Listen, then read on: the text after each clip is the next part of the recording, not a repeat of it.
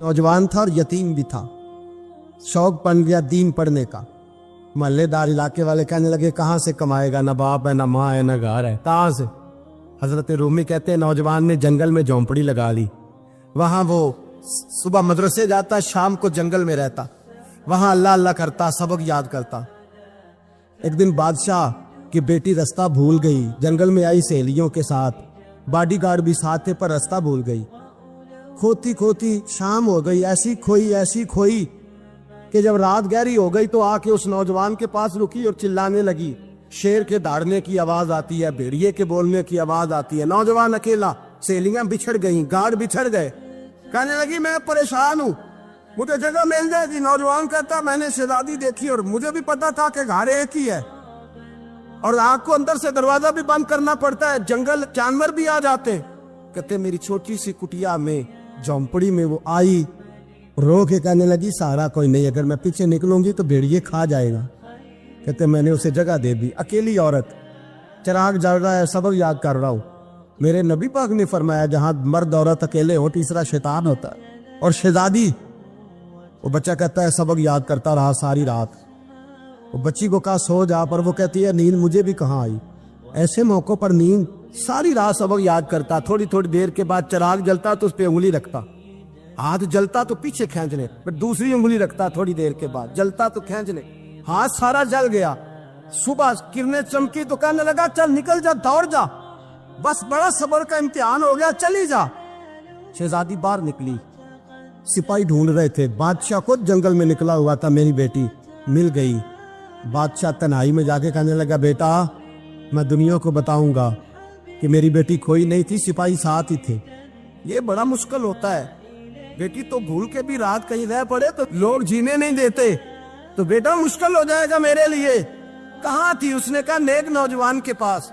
उसने कहा बेटा मैं तो तेरी बात मानूंगा पर दुनिया नहीं मानेगी। अगर उस नौजवान ने किसी को बता दिया कि तू उसके पास थी तो फिर लोग मेरा जीना मुहाल कर देंगे। बेटा मैं मर जाऊंगा, मेरी मजबूरी ये है कि वो कहीं राज ना उगल दे वो नौजवान, उसे कत्ल करना पड़ेगा। औरत ने मिन्नतें की, उस बेटी ने कहा मेरे मौसम को मारोगे, रोई। और वो कहने लगा मैं बादशाह, वो मेरा अपना विकार है, मैं उसको छोड़ नहीं सकता। गिरफ्तार कर लाए सिपाही। वक्त तय हो गया सजा का। अकेले कारकोशरी में रखा गया, जो उसके खास एतबार वाले थे उनकी ड्यूटी लगाई। बादशाह ने बुलाया, पहले बिलम आया। औरत कहने लगी, बेटी कहने लगी एक दफा तो बुलाओ ना, एक सवाल बस पर्दे में रह के पूछना है और फिर जो आपका जी चाहे, मेरे मौसम को मारना तो है, तो मर्जी आपकी। सामने खड़ा किया, नौजवान पर्दे के पीछे, औरत खड़ी हो गई। बादशाह बीच बैठ गया। बीबी कहने लगी सारी रात बेदार मैं भी रही, सोया तू भी नहीं। वो जो तू चिराग के करीब हाथ लगा के जलाता था वो समझ नहीं आई। नौजवान रो पड़ा, कहने लगा क्या करूं, मैंने रसूलुल्लाह का दीन पढ़ा है, क्या करूं, मैंने हुजूर का दीन पढ़ा है। मैंने पढ़ा है कि जानी को सबसे नीचे दोज़ख के सबसे निचले दर्जे में जलाया जाए, उसे जहन्नमियों का पीप और रेशा पिलाया जाए, कंद खिलाया जाए। ये रवायतें पड़ी हुई थी। थोड़ी थोड़ी देर के बाद शैतान मुझे कहता था बदकारी कर ले। मैं अपना हाथ उसी वक्त जब शैतान मशवरा देता तो मैं आग पे करता। मैं कहता अगर ये बर्दाश्त हो गई तो वो भी हो जाए। जब हाथ जलता तो मैं समझ जाता नहीं तुझसे तो ये नहीं बर्दाश्त होती तो वो कैसे होगी। फिर मुझे शैतान मशवरा देता कोई देख नहीं रहा, तू बुलाने नहीं गया, खुद आई। मैं दूसरी उंगली लगा देता। मैंने हाथ जलाया और मैं समझ गया जब छोटे से चिराग की इतनी सी शमा की आग नहीं बर्दाश्त होती तो दोज़ख कैसे बर्दाश्त होगी। कहते मैं बाज आया। बादशाह ने ये कहानी सुनी, लफ्ज सुने तो चीख मार के रोया। कहने लगा तालिब इल्म तू तो मेरे नबी का सच्चा गुलाम है और मेरे रसूल के जो सच्चे गुलाम होते हैं उन्हें फांसियां नहीं दी जाती, उन्हें तख्त पर बिठाया जाता है।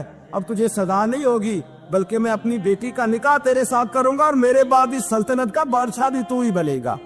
अब वो नौजवान वहां नारे लगा रहा है, कहता लोगों तुम मुझे कहते थे दीन से क्या मिलता है, दीन से तो अल्लाह तख्त व ताज भी अता फरमा देता है। अगर नौजवान शर्मो हया वाले बन के रहे अल्लाह सारी इज्जतें दे देगा। देखे ना अल्लाह के फजल से इज्जत मिलती है और जब कोई इज्जतदारों जैसा काम ही ना करे।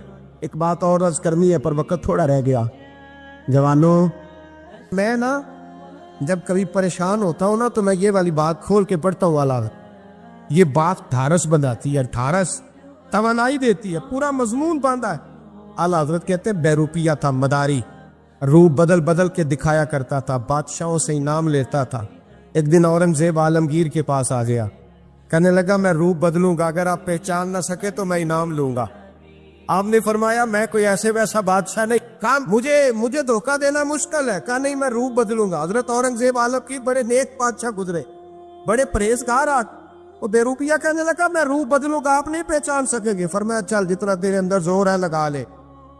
حضرت نے اعلان کیا کہ میں نے فوجی بھرتی کر دے, 2 ماہ کے بعد ٹیسٹ ہوگا. وہ 2 مہینے دوڑتا رہا, رنگ روپ بناتا رہا, آیا ٹیسٹ دینے, 2-3 سپاہیوں کا امتحان لیا. اس کی باری آئی تو 10 روپے دیے, کہنے لگے تیرے آنے جانے کا کرایہ میں نے تجھے پہچان لیا ہے. کچھ دنوں کے بعد جانے لگے سفر پر, تو بھکاری آ گئے خیرات مانگنے. اس نے بھی سارے منہ پر سیاہی مال لی, کپڑے پھاڑ لیے, سر کے بال مڈا لیے, پگے تک کٹا لی, بدرنگ ہو کے آیا. کاسا آگے کیا تو حضرت نے 10 روپے ڈالے, کہنے لگے تیرے آنے جانے کا کرایہ میں نے پہچان لیا ہے. کچھ دن گزرے تو ٹیچر کی ضرورت تھی. اس نے مونچھیں بڑی کر لی, داڑھی نکلی لگا لی, سر پہ جنا کیپ پہن لی, ایک شیروانی لے لی اور ہاتھ میں چھڑی پکڑ کے آیا. کہنے لگا میں استاد ہوں, 2-4 بندوں کا امتحان لیا, اس کی باری آئی تو 5 روپے دیے, 10 روپے دیے, کا تیرا کرایہ میں نے پہچان لیا. 2 سال گزر گئے. وہ جب بھی آتا حضرت پہچان لیتے. ایک دن سفر پہ جا رہے تھے, بہت بڑا لشکر تھا, جہاد کرنے جا رہے تھے اورنگزیب عالمگیر. تو دیکھا ایک پہاڑی ہے, پہاڑی پہ لوگ جا بھی رہے ہیں آ بھی رہے. اورنگزیب عالمگیر پوچھنے لگے یہاں کیا ہے؟ کہنے لگے بابا جی بیٹھے ہیں دعا کرتے ہیں, اللہ کے نیک بندے ہیں.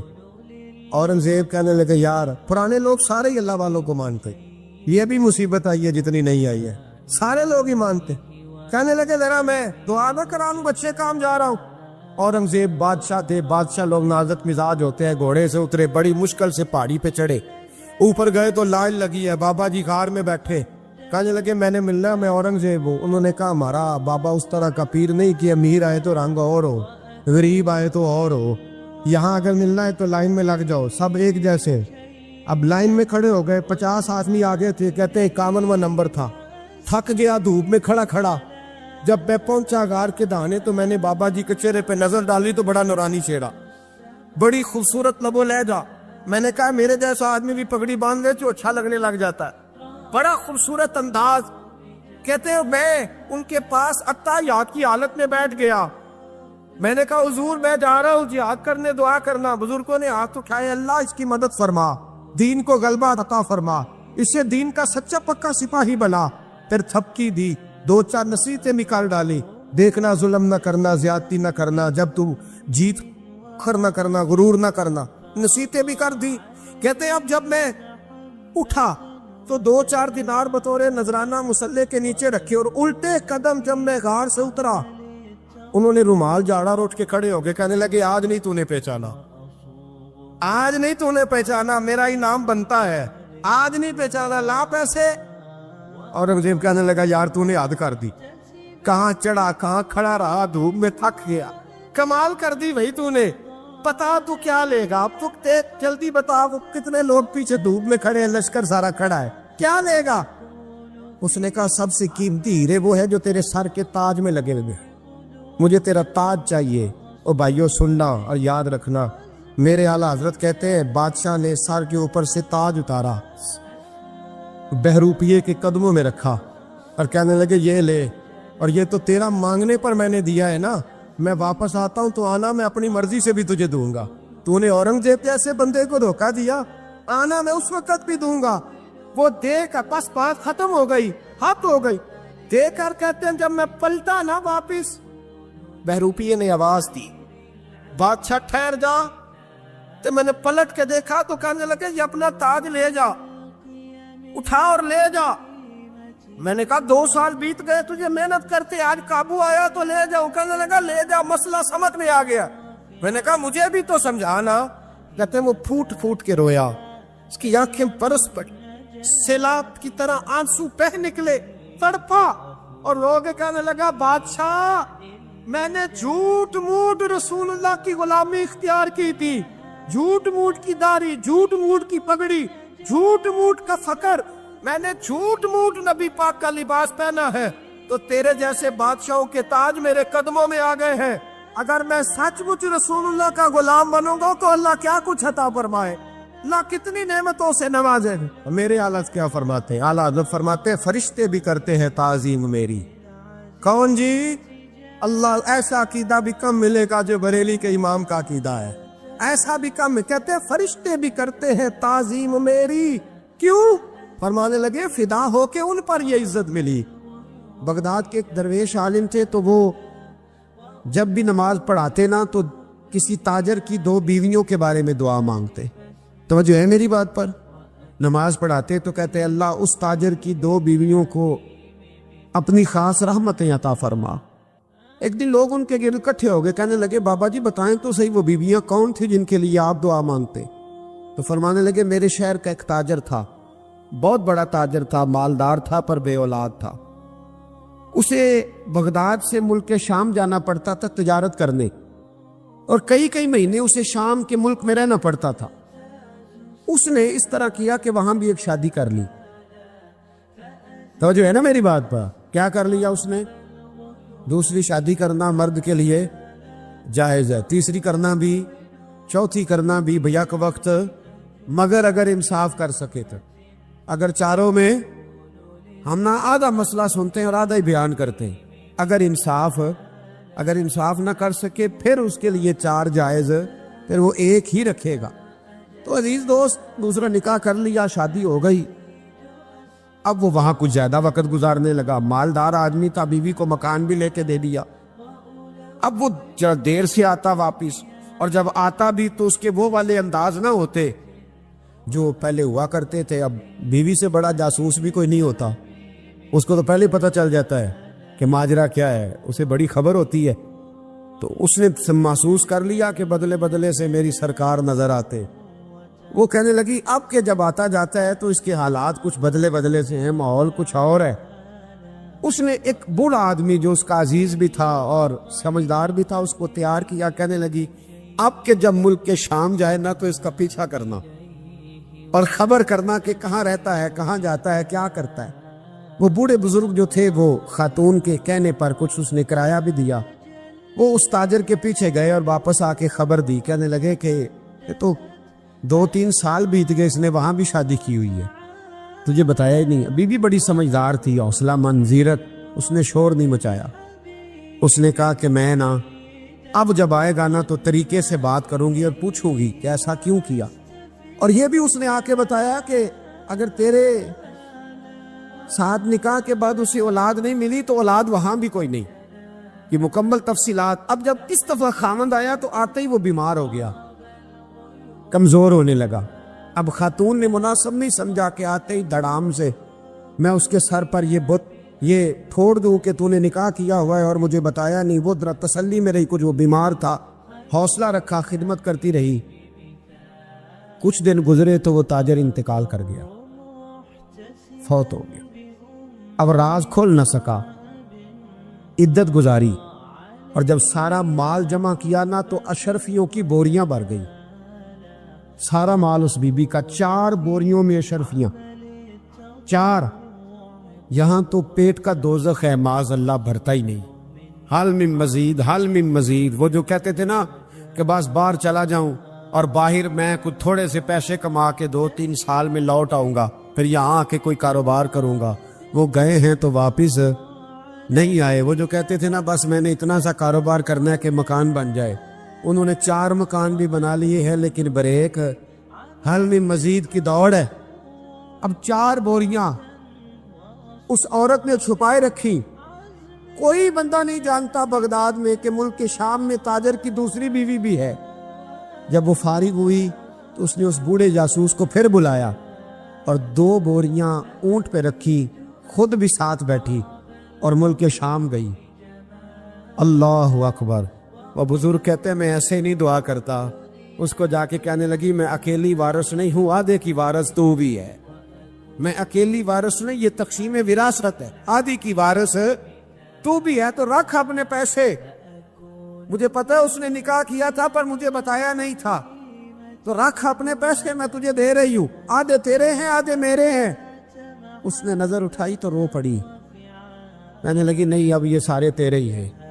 اگر تو اللہ سے ڈرتی ہے تو میں بھی رب سے ڈرتی ہوں، اگر تو مصطفیٰ کریم کا کلمہ پڑھتی ہے تو میں بھی اسی نبی کی ماننے والی ہوں۔ کہا بات کیا ہے، میرا کیوں ہے سارا؟ تو وہ خاتون کہنے لگی وہ 2 سال 3 سال سے میرے ساتھ نکاح تھا اور اس نے بتایا تھا مجھے کہ میری بیوی بھی ہے، اور میں غریب تھی تو میرے والدین کو بھی بتایا تھا کہ میری دوسری شادی ہے۔ یہ مکان اس نے مجھے لے کے دیا تھا، میرے تمام اخراجات وہ پورے کرتا تھا، نان و نفقہ کا خیال رکھتا تھا، لیکن اب کہ جب وہ آیا تو وہ بیمار تھا۔ اس نے مجھے بتایا کہ مجھے طبیب نے بتایا ہے کہ میں شدید بیمار ہوں، شاید بچ نہ سکوں۔ تو کہنے لگی وہ مجھے کئی لاکھ روپے بھی دے گیا اور جاتے دفعہ مجھے طلاق بھی دے گیا، فارغ کر گیا۔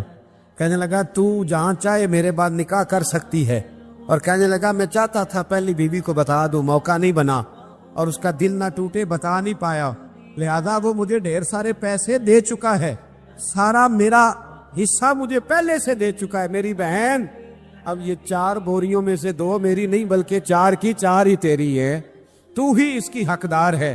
تو بزرگ کہتے ہیں مجھے بتاؤ جن کے اندر اس قسم کے تقوی کی جھلک ہو ان کے لیے ہر نماز کے بعد دعا مانگنی چاہیے کہ نہیں مانگنی چاہیے؟ حضرت عمر کے زمانے میں نا ایک نوجوان تھا، نیک تھا، مسجد جایا کرتا تھا رات کو۔ تو مسجد جا رہا تھا تو رستے میں ایک عورت نے دعوت گناہ دی، ابن عساکر نے اس کو لکھا ہے۔ تو نوجوان تھا، خواہشات تھی، کچھ طبیعت مائل ہو گئی، ابھی ادھر جا ہی رہا تھا کہ کسی نے آیت پڑھ دی والی من خاف مقام ربی جنتان، جو رب کے سامنے کھڑے ہونے سے ڈرے گا اللہ 2 جنتیں دے گا۔ واقعی ڈر گیا، وہ واقعی ڈر گیا، اتنا ڈرا کہ بے ہوش ہو کے گر پڑا۔ بیماری سے لوگ بے ہوش ہوتے ہیں، پیسے ڈوب گئے بے ہوش ہوتے ہیں، بچے کے غم میں بے ہوش ہوتے ہیں۔ سچ بتاؤ کبھی خوف خدا سے بھی بے ہوش ہوتا کوئی دیکھا ہے؟ ہمارے ہاں تو روز مرہ ہی نہیں ہے بھائی، اور بڑی باتیں ہیں بے ہوش ہونے کی، ڈرنے کی، غش کھانے کی۔ بے ہوش ہو کے گر پڑا، بوڑھے باپ کو کسی نے بتایا بچہ بے ہوش پڑا ہے، اٹھا کے گھر لائے، گھر لا کے کہا بیٹا کیا ہوا؟ نوجوان ہے، چڑھتی جوانی ہے پر پاکیزہ بڑی ہے۔ کہنے لگا ابا جی گناہ کی طرف چلا گیا تھا پر میں نے آیت سن لی جو اللہ کے سامنے کھڑے ہونے سے ڈرے گا رب 2 جنتیں دے گا، میں ڈر گیا تھا، رب واقعی 2 جنتیں دے گا۔ باپ رو پڑے، ابا جی کی آنکھوں میں آنسو آئے اور کہا پتر اللہ بڑا مہربان ہے، اس کے وعدے سچے ہیں، واقعی 2 جنتیں دے گا۔ اس نے پھر ایک چیخ ماری اور اس طرح کی ماری کہ اس کی روح ہی پرواز کر گئی، روح ہی پرواز کر۔ کشتگان خنجر تسلیم را، عشق کی خنجر سے قتل ہو گئے لوگ۔ صبح حضرت عمر کو پتا چلا کہ انہوں نے تو رات جنازہ بھی پڑھ دیا، تدفین بھی کر دی۔ جناب عمر فرمانے لگے اتنا نیک نوجوان خوف خدا سے دنیا سے چلا گیا، مجھے کیوں نہیں بلایا میں جنازہ پڑھتا؟ فاروق اعظم فرما رہے ہیں میرا شوق تھا میں اس کا جنازہ پڑھتا۔ کہ حضور